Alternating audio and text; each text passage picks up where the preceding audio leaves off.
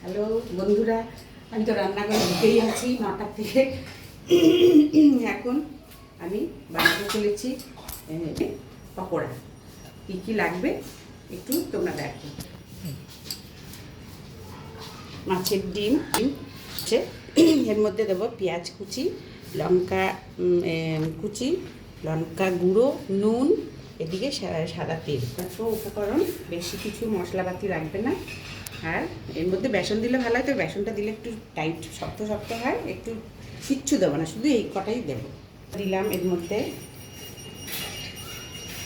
লঙ্কা কুচোটাও দিয়ে দিলাম, এরপরে নুনটা তো দিলাম, লঙ্কার গুঁড়ো একটু স্বাদ মতো, বাচ্চারা খাবে সেই হিসাবে, যে কেউ লঙ্কার ঝাল খেলে তোমরা বেশি করেই দিতে পারো। মেখে নেব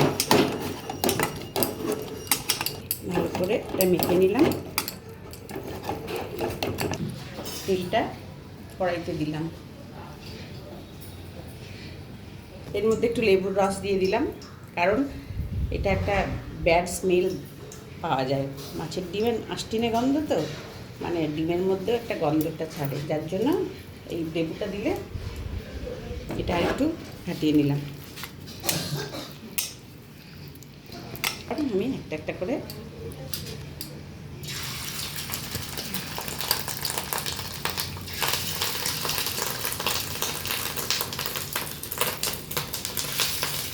একটা করে ছাড়ছি, যাতে ছোটো ছোটো করেই কাঁচা থেকে যাবে। বড় বড় করলে আরও ছোটো করলে ভালো হয়।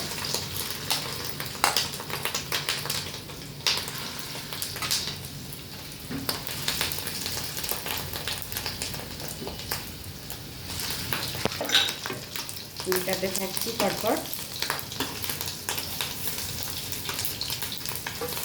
এবার একটু মাছটা শিমে দিয়ে দেবো, এটা ফ্রাই হয়ে যাচ্ছে, নাহলে পুড়ে যাবে।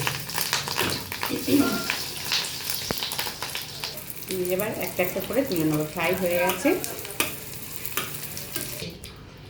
এই ছিল আমাদের মাছের ডিমের পকোড়া। এটা এমনি শুকনো, মানে সন্ধ্যের ইয়েতে খাওয়া যাবে, সস দিয়ে, আবার ভাতের সাথেও, ডাল ভাত দিয়েও খাওয়া যাবে। তোমাদের ভালো লাগলে একটা লাইক, শেয়ার আর সাবস্ক্রাইব করে দিও। ধন্যবাদ, টাটা।